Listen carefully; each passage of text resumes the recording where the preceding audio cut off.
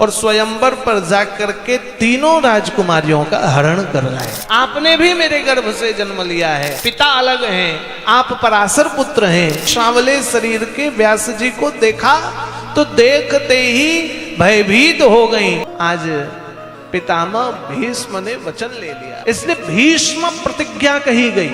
आज भी पितामह की प्रतिज्ञा को लोग याद कर रहे हैं कि पितामह ने प्रतिज्ञा ले ली। आप देखो, चाहते हुए भी वो पांडवों के पक्ष में खड़े नहीं हो पाए, ये प्रतिज्ञा का कारण बना। पितामह चाहते हम पांडवों के साथ लड़ें, लेकिन चूंकि धृतराष्ट्र राजगद्दी पर बैठे हैं तो धृतराष्ट्र के पुत्रों की रक्षा करना उनका कर्तव्य था। आज मत्स्यगंधा सुगंधा सत्यवती बन गई, सत्यवती नाम हुआ।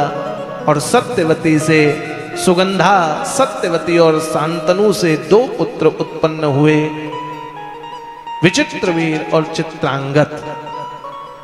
ये 2 पुत्र हुए बंधुओं, देवियों। आज ये 2 पुत्र हुए, 2 पुत्रों के होते ही कथा कहती है महाराज शांतनु, श्री महाराज शांतनु बड़े हो गए। क्षमा करें, शांतनु जी महाराज धीरे धीरे धीरे धीरे वृद्धा अवस्था की तरफ जाने की स्थिति हुई। ये 2 पुत्र हैं, चित्रांगत और विचित्रवीर। कथा कहती है एक दिन महाराज शांतनु का देहावास हो गया। शांतनु जी के चले जाने पर चित्रांगत को राजगद्दी मिल गई। चित्रांगत राजा हैं, विचित्रवीर छोटे हैं। माता सत्यवती हैं। ध्यान दीजिए थोड़ा। आज माता सत्यवती ने पितामह को कहा, पितामह हमारे पुत्रों के विवाह की व्यवस्था को कीजिए। हमारे पुत्रों का विवाह कैसे होगा ये आपके ऊपर निर्भर है, इसलिए कैसे भी कर करके मेरे पुत्रों का विवाह हो जाए, इसकी तैयारी कीजिए। पितामह भीष्म ने कहा ठीक है, आपके विवाह, आपके पुत्रों मेरे भाइयों के विवाह के लिए मैं जाऊंगा, और चित्रांगत विचित्रवीर के विवाह के लिए पितामह भीष्म जो देवव्रत हैं, जो पितामह हैं, वो गए। कहाँ? स्वयंवर हो रहा है, 3 महीने हैं ये।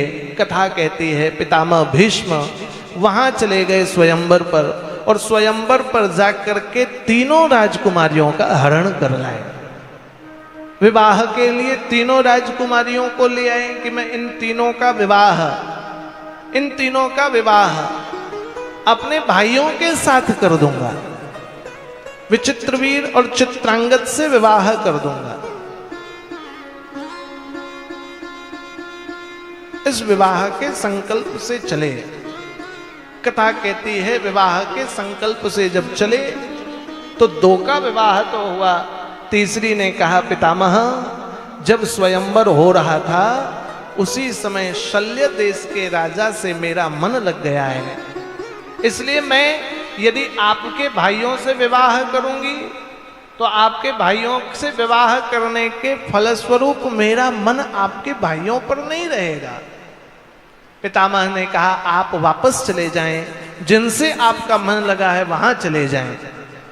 पितामह ने तीसरी राजकुमारी को भेज दिया, और दूसरे राजकुमार ने कहा चूंकि आपका हरण पितामह ने कर लिया है, इसलिए हम आपसे विवाह नहीं करेंगे। दौड़े दौड़े वह पितामह के पास आई, पितामह से कहने लगी चित्रांगत और विचित्रवीर ने तो एक एक मेरी बहनों को ले लिया है। हे पितामह, शल्य देश के राजा ने मुझे पाने से मना कर दिया, अब मैं कुमारी रह जाऊंगी। आपने मेरा हरण किया है, इसलिए आपको मेरे से विवाह करना होगा।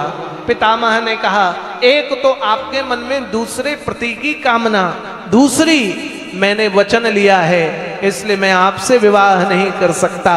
हे देवी, आप अपने पिता के पास चले जाएं। उसी समय पितामह को श्राप दे दिया कि आपके वध का कारण, आपके मृत्यु का कारण स्त्री बन जाएगी। यह पितामह को श्राप लग गया। राजकुमारी का। जानते हैं, सम्राट शांतनु के मरने के बाद चित्रांगत राजा बने।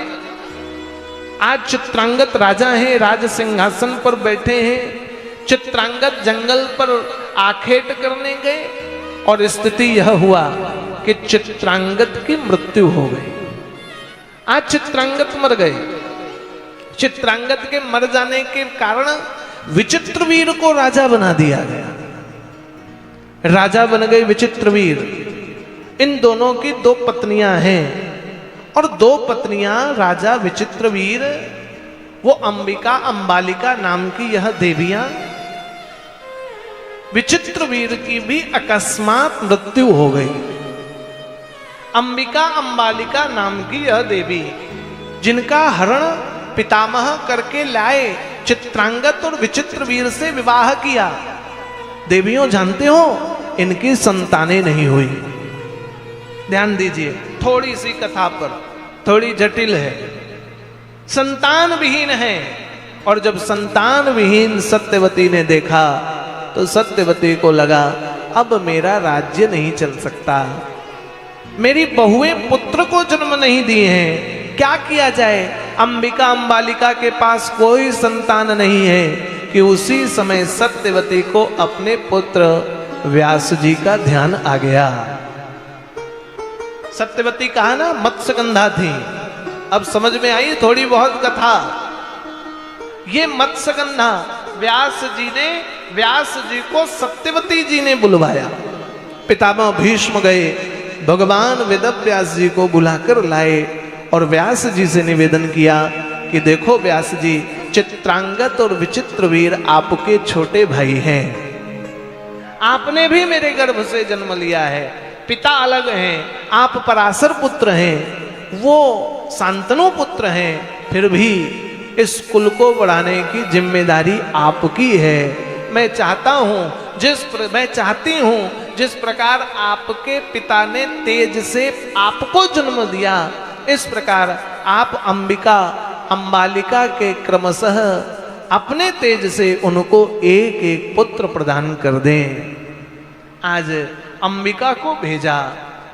अंबिका जैसे ही काले रंग के व्यास जी को देखा, भगवान वेदव्यास जी काले रंग के हैं, द्वैपायन, यमुना के तट पर जन्म हुआ है, सरस्वती नदी के तट पर रहते हैं, बद्रिक आश्रम के ठंड पर रहते हैं, इसलिए द्वैपायन व्यास जी काले रंग के हैं, सांवला शरीर। कहते अंबिका ने जैसे ही सांवले शरीर के व्यास जी को देखा तो देखते ही भयभीत हो गई और उनका शरीर पीला पड़ गया। पीला तो उनसे जो पुत्र हुआ वह पांडु हुआ। और दूसरा, व्यास जी को देखकर भयभीत हो गई, आंख बंद कर लिया। इन्होंने आंख बंद करने के कारण इनको अंधा पुत्र धृतराष्ट्र हो गया। 2 भाई जन्म लिए अलग अलग माता के गर्भ से। तेज व्यास जी का है। सत्यवती को लगा एक पीलिया रोग ग्रसित है, दूसरा अंधा है, न अंधा राजगद्दी पर बैठ सकता है, न पीलिया रोग वाला पांडु बैठ सकता है, क्या करें। तो वापस से कहा अंबिका को, आप जाइए और जाकर के व्यास जी से नेत्र खोलकर बिना भयभीत हुए तेज को धारण कीजिए। अंबिका भय से नहीं गई और अपनी दासी को भेज दी। व्यास जी का तेज उस दासी पर गया तो वहां से विदुर जी प्रकट हो गए। कौन आ गए? विदुर जी। तभी दुर्योधन दासी पुत्र कहता है। ये तीनों भाई हैं, माताएं तीनों की अलग हैं। तेज व्यास जी का है, धृतराष्ट्र, पांडु और विदुर, तीनों व्यास पुत्र हैं देवियों। आज पांडु को राजगद्दी मिल गई। बड़े ध्यान से सुनिए, श्री पांडु जी महाराज राजगद्दी पर आसीन है। पांडु राजगद्दी पर बैठ गए। धृतराष्ट्र का विवाह हुआ। आप जानते हो धृतराष्ट्र की कितनी पत्नियां हैं? 2 पत्नियां हैं। धृतराष्ट्र की 2 पत्नियां गांधार नरेश की बेटी गांधारी प्रचलित है और दूसरी गांधारी के जगह वैश्य पुत्री है। दासी पुत्री वैश्या पुत्री से भी धृतराष्ट्र ने विवाह किया। पांडु के 2 विवाह हुए, एक माता कुंती, महाराज कुंती भोज की बेटी, और दूसरा माद्री। माद्री नाम की यह 2 पत्नियां हैं। धृतराष्ट्र को राजगद्दी पर बैठने नहीं दिया माता सत्यवती ने।